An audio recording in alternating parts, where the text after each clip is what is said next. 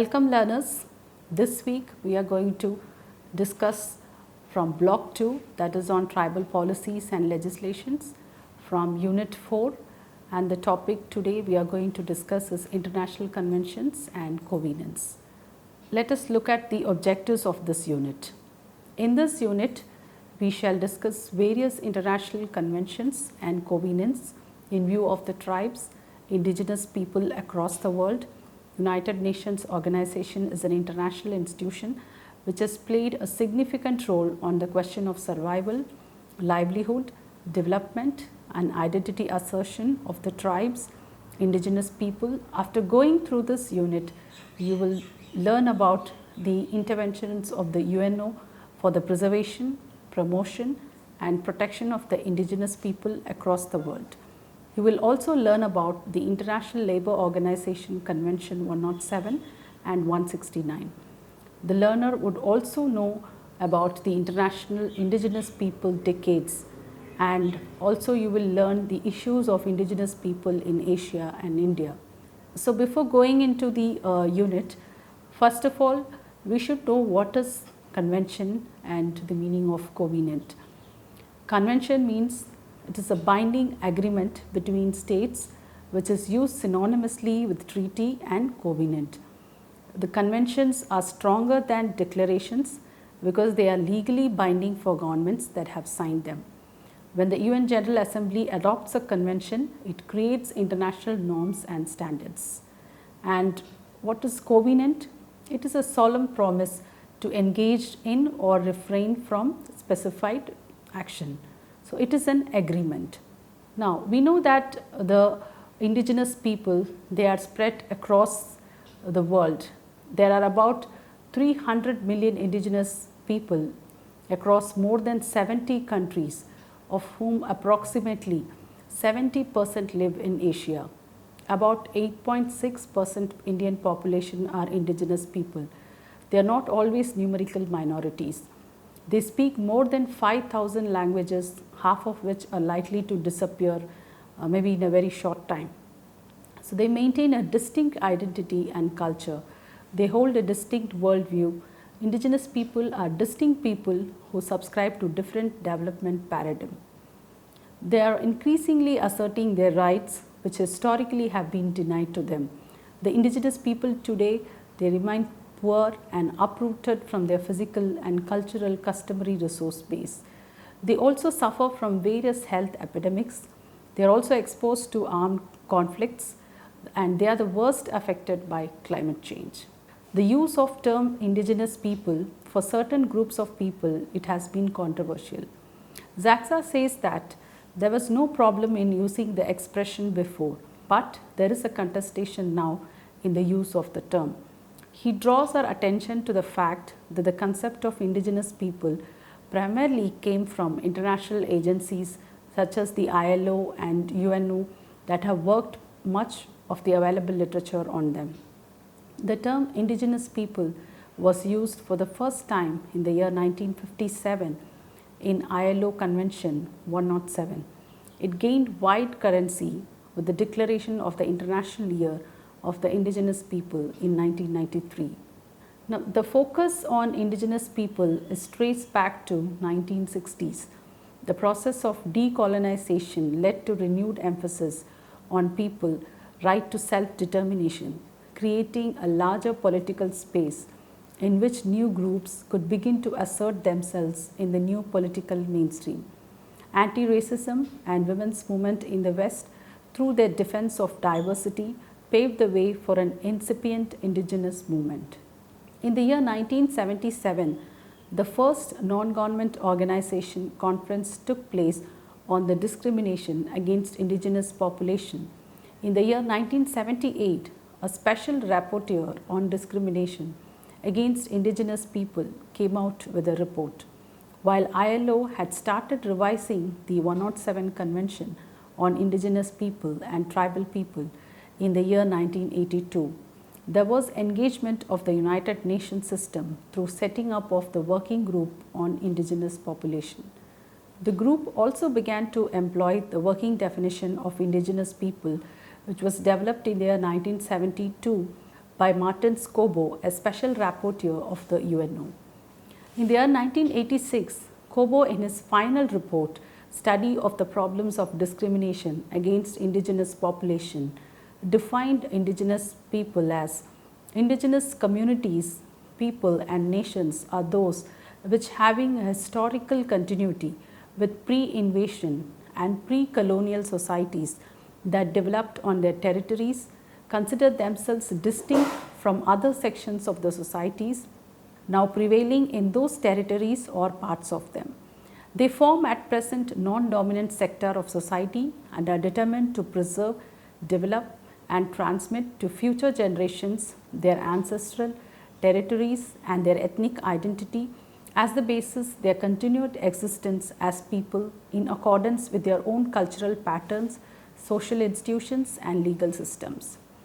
So, when we see this definition, there are three important aspects: existence before the onslaught of colonization, and we also see there is a distinct socio-cultural, historical, economic and political identity, and we also see through this definition there is a belonging to a non-dominant society. Now, let us see in detail the indigenous people and interventions of the UNO.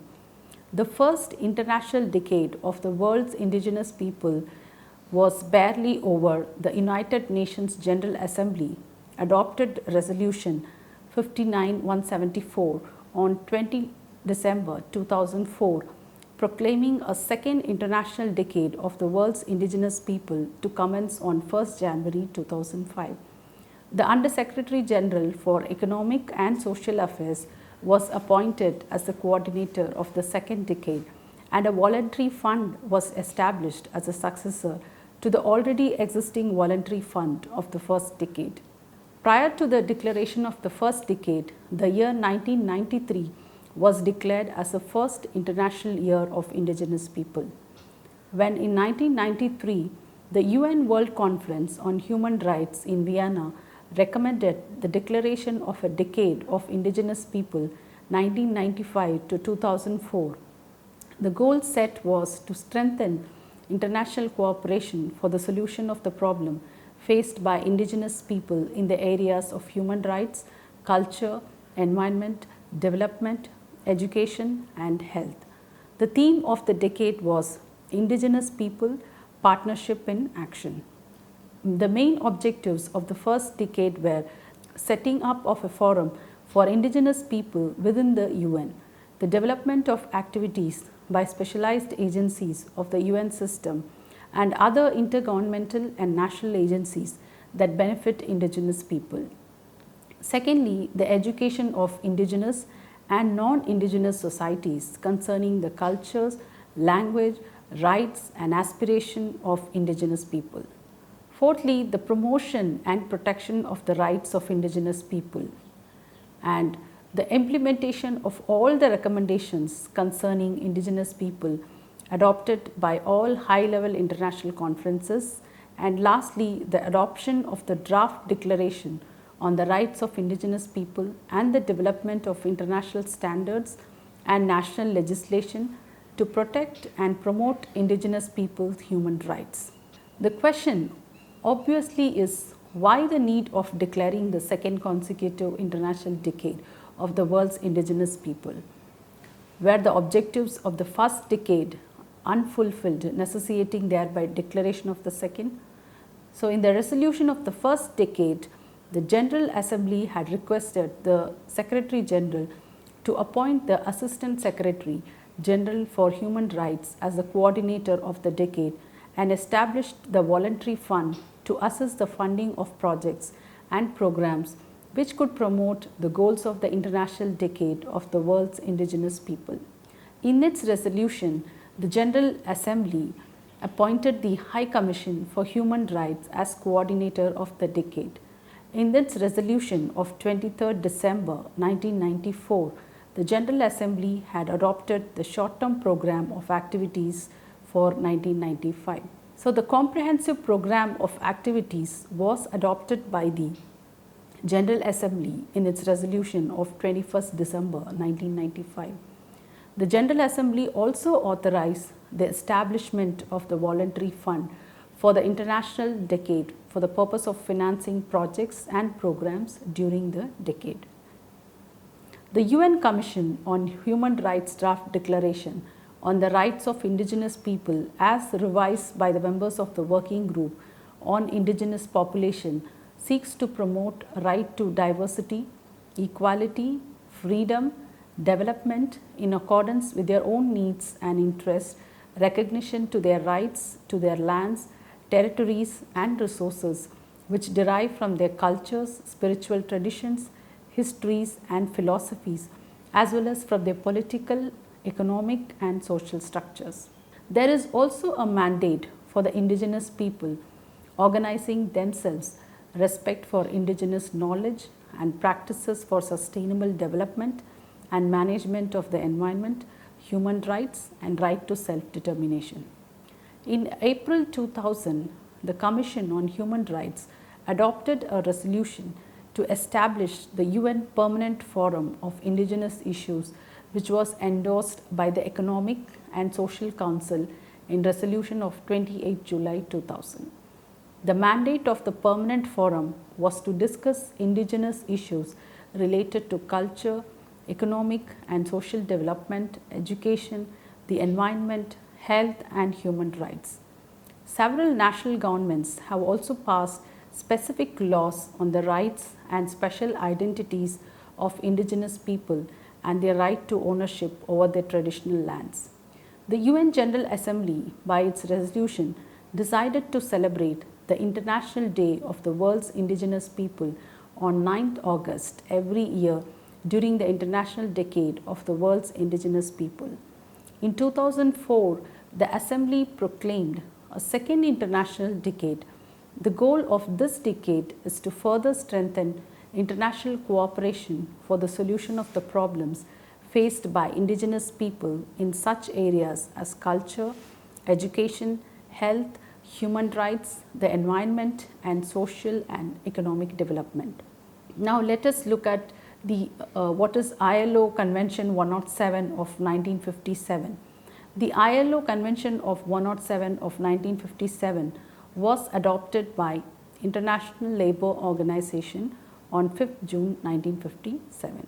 It was a mandate for the protection and integration of the indigenous and other tribal and semi-tribal populations in independent countries.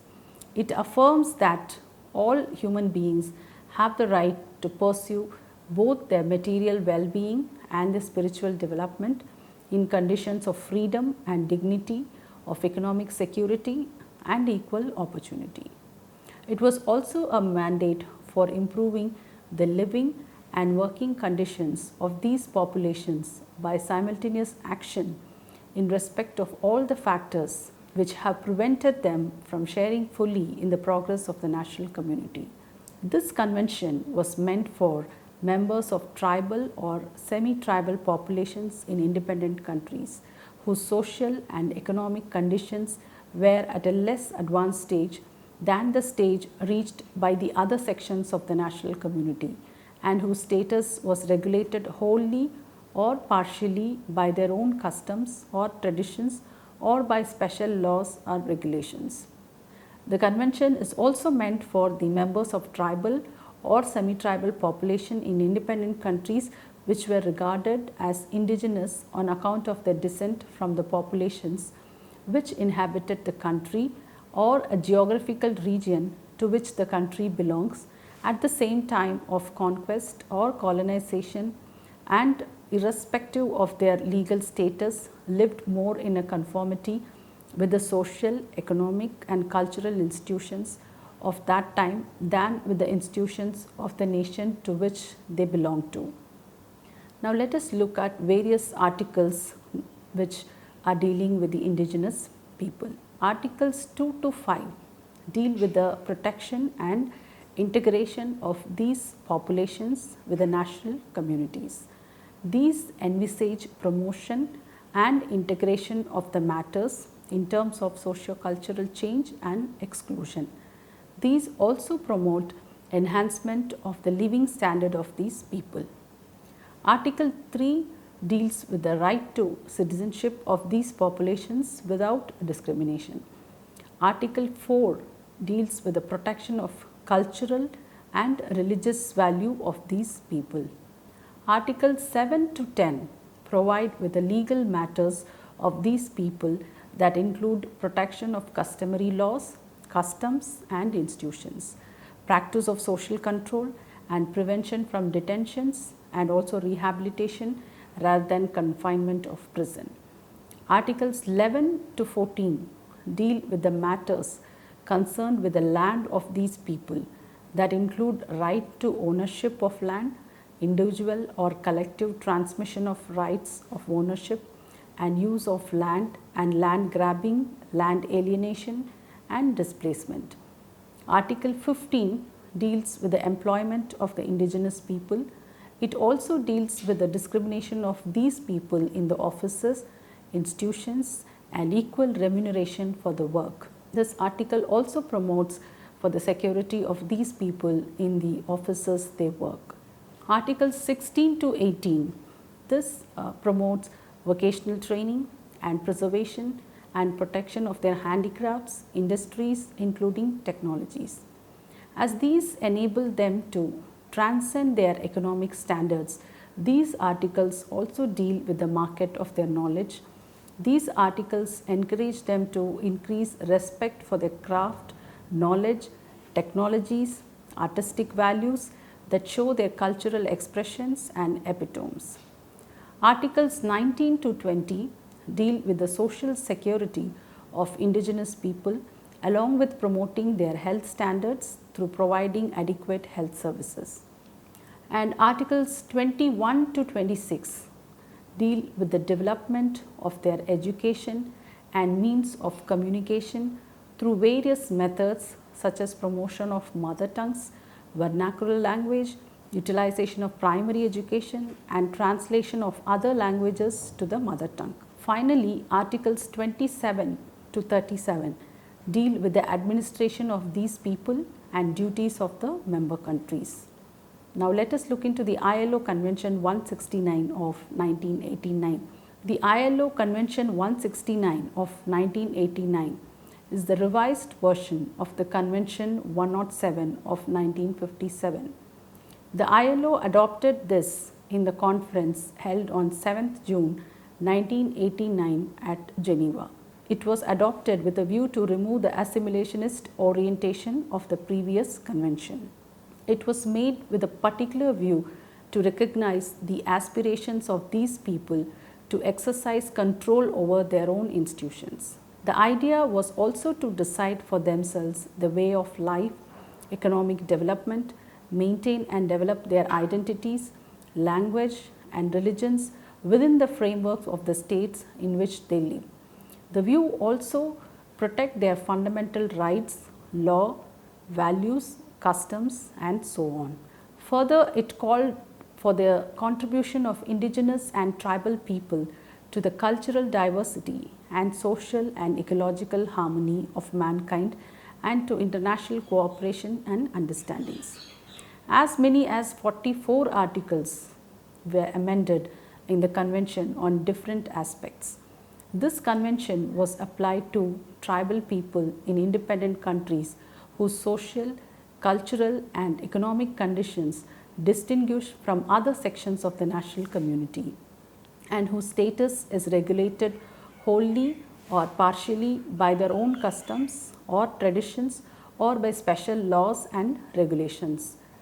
People in independent countries who are regarded as indigenous on account of their descent from their population which inhabited the country or geographical regions to which the country belonged at the time of conquest or colonization or the establishment of present state boundaries, and who irrespective of their legal status retain some or all of their social, economic, cultural and political institutions.